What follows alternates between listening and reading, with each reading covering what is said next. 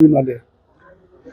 आपण सर्वांना माहीत आहे, कल्याण डोंबिवली महानगरपालिकेमध्ये वर्षानुवर्ष जनसंघापासून आजपर्यंत भारतीय जनता पार्टी आणि भारतीय जनता पार्टीच्या अनेक कार्यकर्त्यांच्या त्याग आणि समर्पणातून तयार झालेली ही संघटना आहे.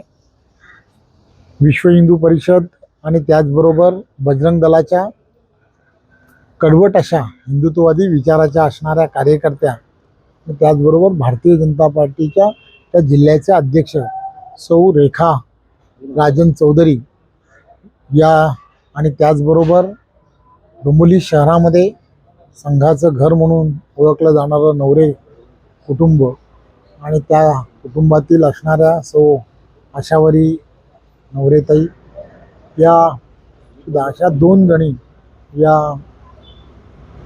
या कल्याण डोंबिवली महानगरपालिकेच्या या निवडणुकीमध्ये त्यांच्यासमोर कोणी फॉर्म न भरल्यामुळे त्या निवडून आलेल्या आहेत. खरं तर त्या भागातील सर्व कार्यकर्त्यांचं आणि तिथल्या असणाऱ्या त्या इच्छुक उमेदवार असतील की ज्यांनी हे अतिशय चांगले उमेदवार आहेत, त्या दृष्टिकोनातून त्यांना पाठिंबा दिला, त्याबद्दल मी त्यांचं मनापासून धन्यवाद मनसे आणि ठाकरे गटाला उमेदवार देखील कल्याण डोंबिवली मिळत नाहीये, हे पण एक खरं तर भारतीय जनता पार्टी आणि शिवसेना ही युती झाल्यामुळे कल्याण डोंबिवली महानगरपालिकेमध्ये अतिशय चांगले रिझल्ट येतील. महापौरही युतीचाच होईल.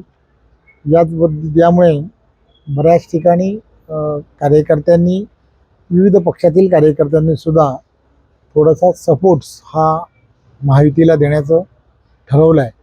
ही खरं तर चांगली बाब आहे. चांगल्या वातावरणामध्ये निवडणुका होणं हे अत्यंत गरजेचं आहे. त्यामुळे त्याही सर्वांचं मी संभाजीनगरमध्ये नाराजी नाट्य सुरू होत. या सर्व ठिकाणी ज्या ठिकाणी असे प्रकार सुरू आहेत, त्या सर्व ठिकाणी भारतीय जनता पार्टीचे त्या ठिकाणचे असणारे सर्व ज्येष्ठ नेते जे आहेत, ते सर्व ज्येष्ठ नेते हे त्या संदर्भामध्ये लक्ष घालत आहेत.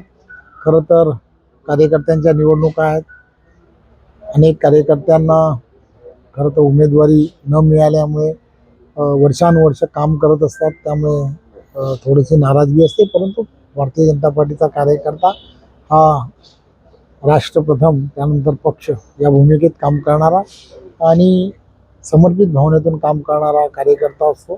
त्यामुळे आमच्या सर्व कार्यकर्त्यांची आम्ही नक्कीच समजूत घालू आणि पुढे आम्हाला जे काम महाराष्ट्राच्या विकासाच्या दृष्टिकोनातून पुढे न्यायचं आहे देवेंद्रजींच्या नेतृत्वात, त्यामध्ये आम्हाला यश आहे.